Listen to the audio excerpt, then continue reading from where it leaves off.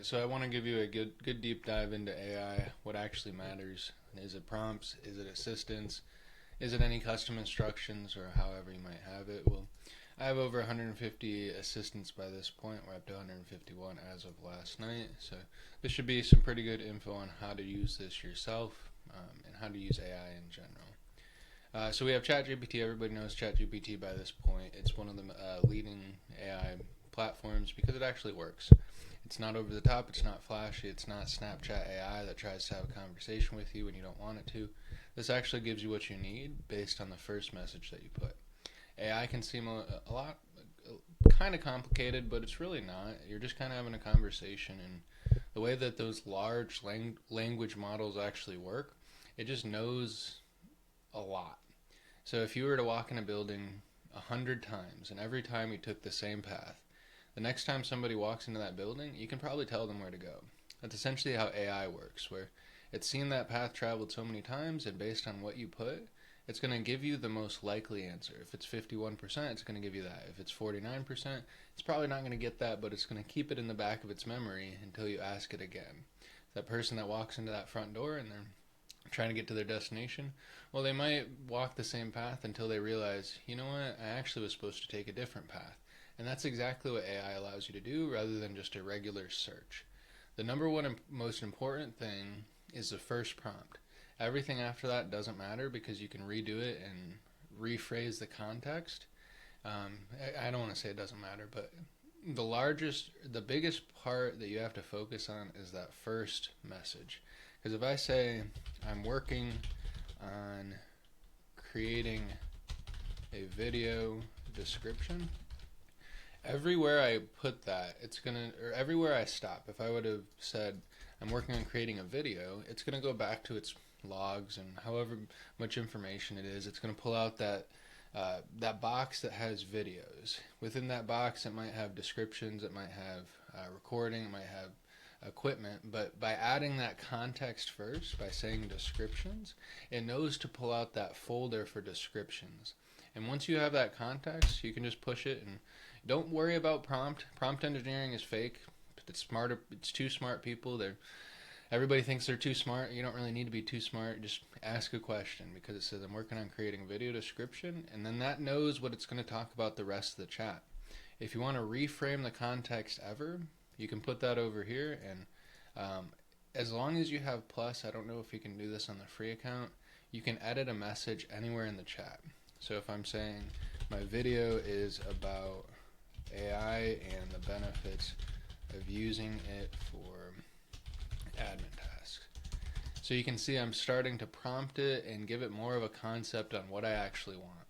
If I tried to search all of this on Google, I'd have to get smart and think about what I have to search, but because I prompted it right away, I'm just having a conversation saying, hey, do you know something about video descriptions?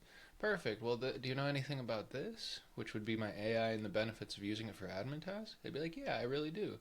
And then it gives you a description going off of what it thinks that you want. And basically you just say, I actually wanted it to be 5 minutes long. And you can go like that, and it'll give you a 5-minute description, how all that works. And that's pretty much AI in the nutshell. If you don't like the response that it gave you, go edit the message and say 10 minutes. It's going to restart the context from above. And this is really essential because once we get into the later half of how AI really takes flight, I would say, with AI and custom assistants, knowing that you can redo a chat is incredibly powerful. If I go over here and say 10 minutes and redo that chat, I'm able to cycle between the best chats for whatever I'm doing. So that means I don't have to continue to restart that context. I can get a single context, which would be my video about AI benefits and admin tasks. And if I wanted to rechange the context, I could even go above. So now that we've said that, I wanted to break down how custom assistants actually work. It's honestly very simple. You come over to my GPTs, you click create a custom GPT, and whatever you put in here, say this is my admin task destroyer. I like that. Whatever you put in the instructions, it's going to know that every time you use this assistant. So I'd say your role is to destroy all manual effort involved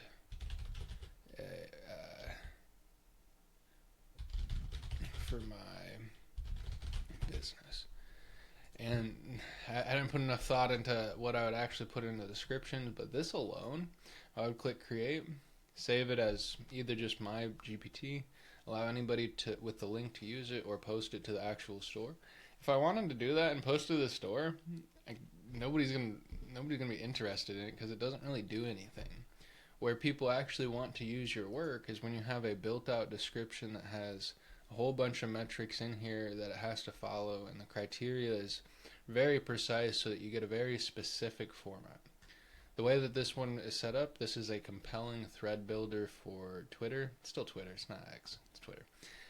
What you do is come in here and you have the different purposes. A thread is going to be a thread no matter how you put it, but you have to let it know that it needs to be a thread.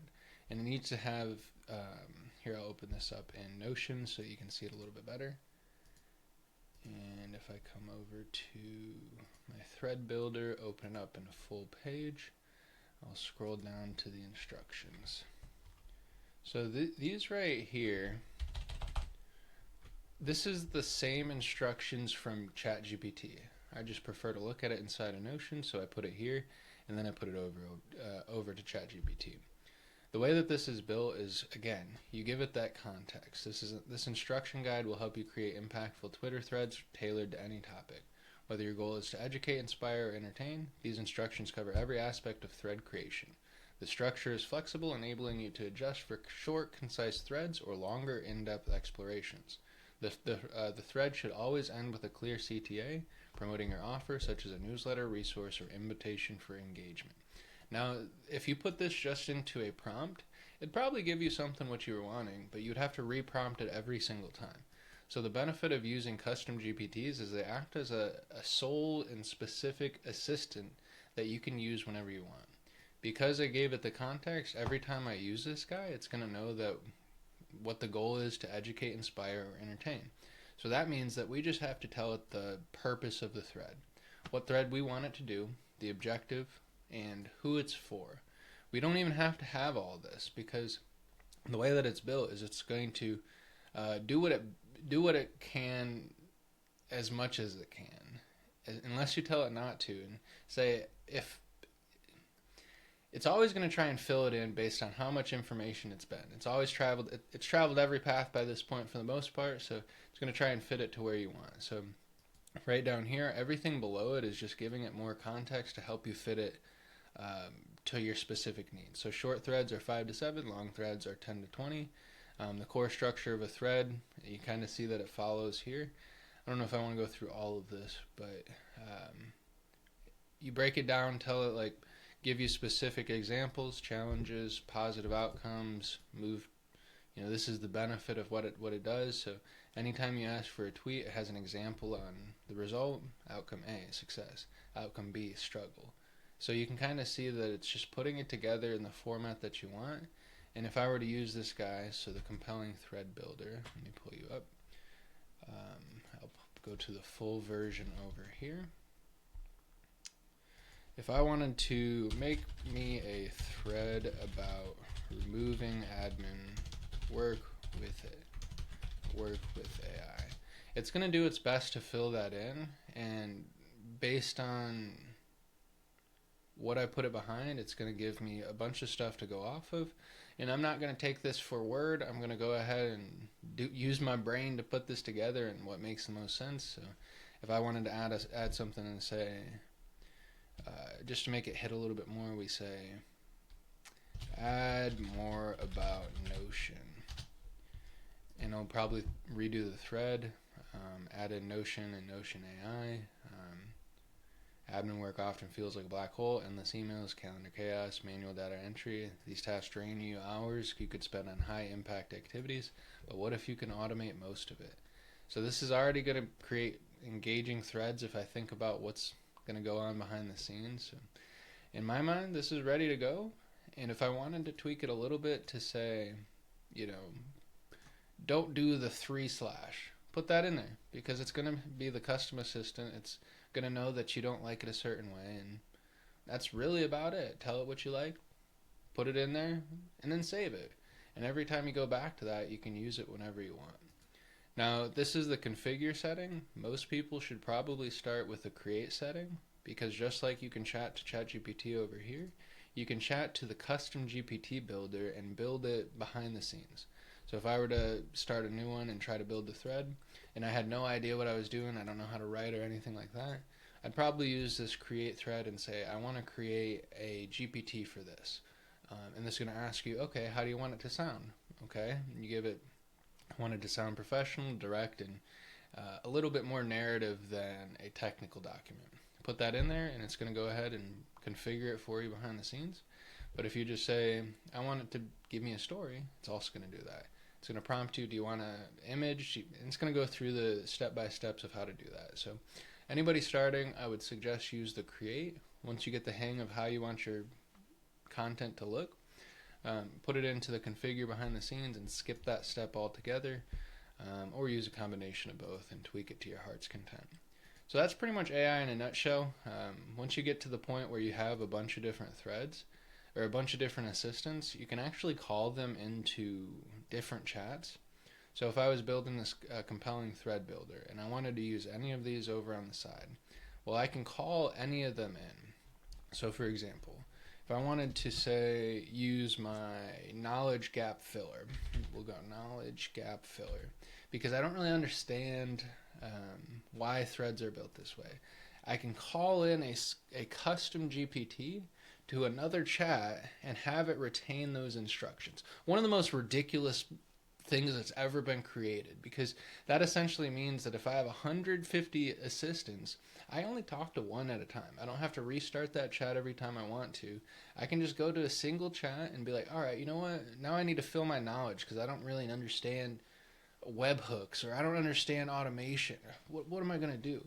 So for this one, if I was like, I don't understand Notion and why threads are this way, because I'm using that knowledge gap filler that I told to, anytime I ask a question, fill in those gaps, it's not going to use that thread anymore, or it's not going to use the compelling thread builder GPT anymore.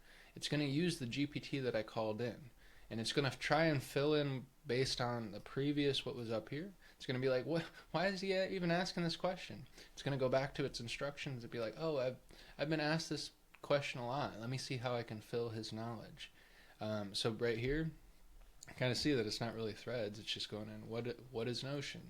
Why do threads look this way? Well, they need to be short attention span. People have short attention spans. They're easy to skim. It hooks and flow, value pack content. So how this connects to Notion, what's next? You can kind of see that because I wanted to put out those formats, I got what I wanted. So custom GPTs are without a doubt the most powerful thing that I've ever come across, and the more that you use it, the more that you're able to connect them and have ridiculous output based on your own personal voice, how you want that to look, and connect them together to create a dream that never's been dreamed before, however the heck you want to say that. But this is how I do it. I have it all saved over in Notion because Notion is the best way to organize. ChatGPT is actually connected to Notion, but I'd prefer to use an external tool because I get to call the assistants. So Notion AI, you're cute. I like your face. I don't like you looking at me sometimes, but ChatGPT's got you beat. So hope this makes sense. Hope this helps you really understand AI. It's not difficult. All you have to do is get in here and prompt it with context. Don't do crazy prompt engineering. It really doesn't matter.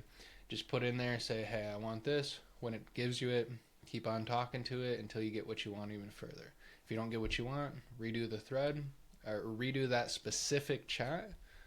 So I can come down here and redo that specific message. If you don't like it, keep on going, because eventually you'll get what you want based on asking a better question. Like if you go to your boss 100 times and you ask him 100 times, well, maybe on one of those times he was in a good mood, or maybe you asked it the right way and you got what you wanted. Do the same thing with AI and you won't be let down. Hope this helps. Hope this makes sense. And yeah, let's see you on the finish line.